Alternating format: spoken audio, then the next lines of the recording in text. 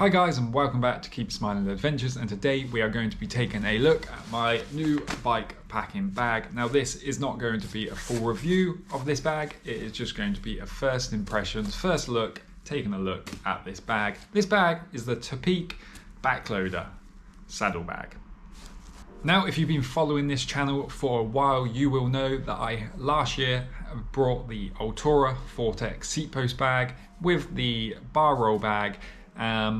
And while the bar roll bag is still going strong, the seat post bag just did not continue to live. It eventually broke. The little hooks that I thought was going to break and I wasn't sure how they were going to handle over the course of a year of bike packing, well, they did exactly what I thought they would do, and they broke.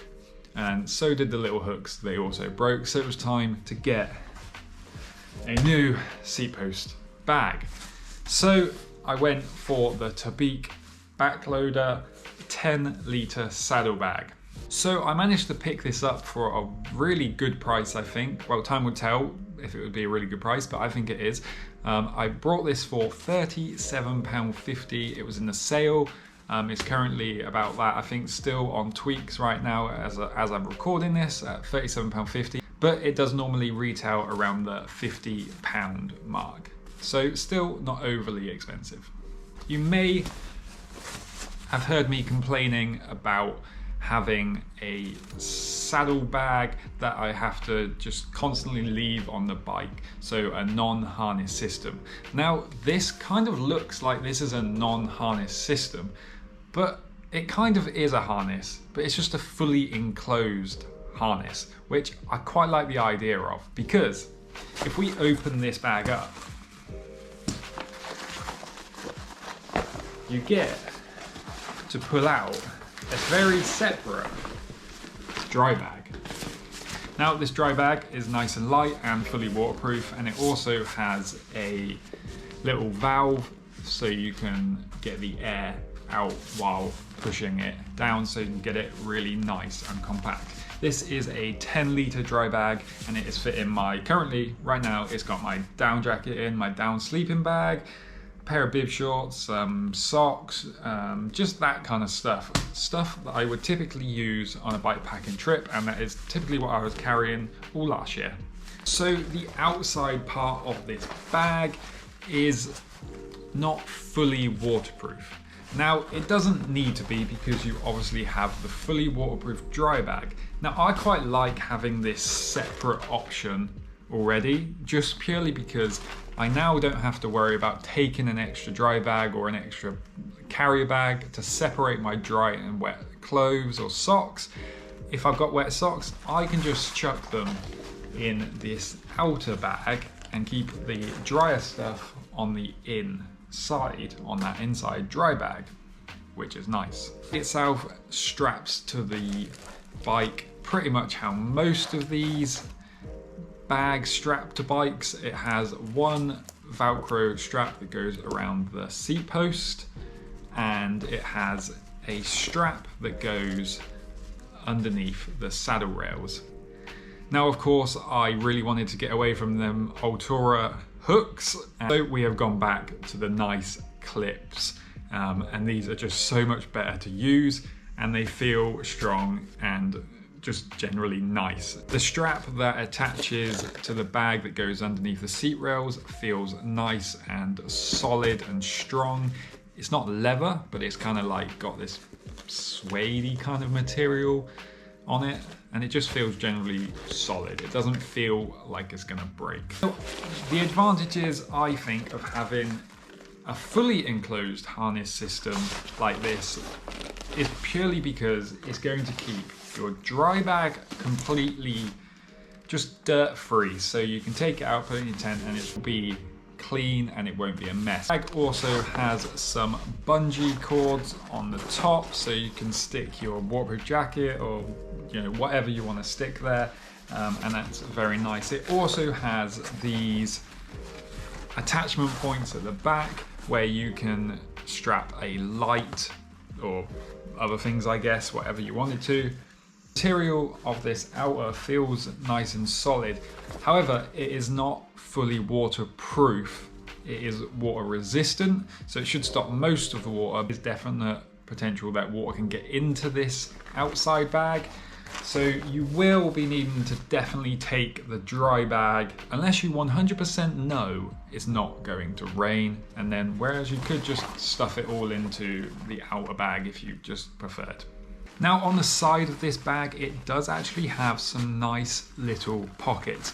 Whether they're really useful for much, I'm not sure. I feel like once it's strapped down, they're quite tight, so it might just be a case of somewhere you can stash rubbish, because there isn't too much room in them, but it's nice to have something there where you can just jam some rubbish in and just keep it separate.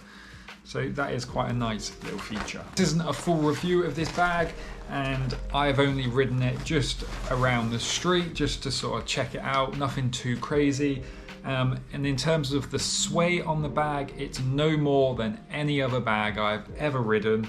And I really generally can't feel it, and it straps down very nice to your saddle and your seat post, and really use the straps to really tighten it down. Velcro around the seat post feels really good. Now obviously over time that gets a bit weaker and it can move a bit more, but for me right now I do not think that is going to be an issue. Another thing I initially really quite like about this seat post pack is the way it sits on your bike. It sits quite high up on the seat post and tucked right up to the seat post, quite like my Ultra one, meaning you get quite a bit of room still left on the seat post, so you can stick some lights or other things. Because some of these seat post packs really take up like your whole of your seat post, and then you just have no room to attach anything else. So yeah, it does sit quite nicely high up on the seat post, leaving plenty of seat post room if you want to stick some lights or other things. My overall first impressions of just like the feel of this bag, it just feels solid. When I brought my Ultra Vortex one, I was already concerned that certain points would be weak points. Now on this, right now, I cannot see any weak points. Now the only thing I will say is the dry bag, the inner dry bag, it's quite a thin kind of material, so you're going to want to be careful of not getting that snagged on things, but as it is enclosed in the outer shell of this system, I don't think that's going to be an issue. There's also definitely room once you've filled the 10-litre inner dry bag to actually stuff a few extra bits on the outside, things you don't really mind if they get a bit damp. Like your waterproof jacket could definitely go in there. There's definitely a little bit of room if you squish that inner dry bag down.